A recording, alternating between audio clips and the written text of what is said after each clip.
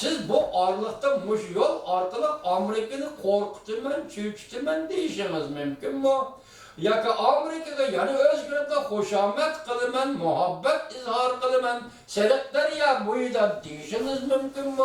Cüngoluk efendim. Lakin sizde obrazınız, ne mi obraz ikenligi, kim ikenliginiz, kandak devlet ikenliginiz, kandak kandak medeniyet bilen herkes kılığınız ve hazırlık köyünde sizden kolunuzda partiye dedi şeklinde zorbalıktan başka siyasetten yoktur.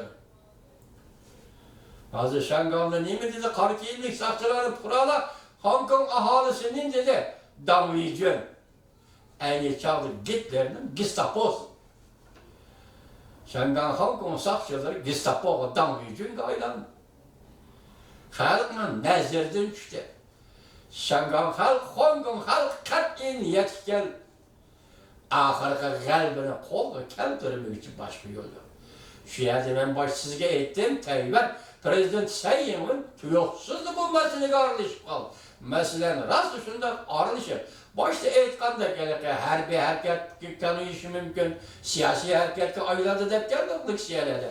Mubadi Şangan'ı Cumhur Kom Partiyası harbi hareket kollanıdığın bolsa, hazır Prezident Sayın'ın Tayvan'ın elpazıdan kararında, ben birine diyemeyim vatandaş, ahval başka durdu. Çünkü bir yerde halkılık bir mesele var. Niye mi mesele? 70 yıldan beri Cumhur Kom Partiyası, Tayvan meselesi Cumhur'un içki işi, Cumhur'un içki işi, Cumhur'un içki işi deyip dolap geldiniz.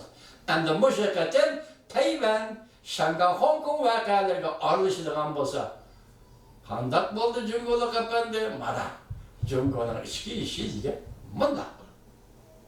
Bu bir paras kıyasçı mı hürmetlik vatandaş?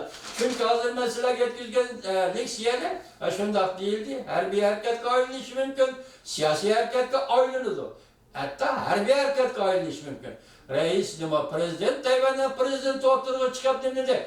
Bugünkü Tayvan erteki Şangam, bugünkü Şangam erteki Tayvan dedi.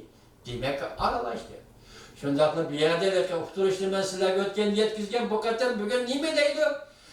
Şangang'dan yani Hong Kong'dan Tayvan'a böyle gezler uçturuş ilan kılgan bir grup bir Şangang'lık nime dedi? Tayvan'ı kovdayımız, Şangang'ı Hong Kong'u tartıp alamayız dedi. Ak yol bolsun. Sizlerge Hong Kong'u Allah irade ve gayret şicaat ata kılsan sizlerge Hong Kong'lu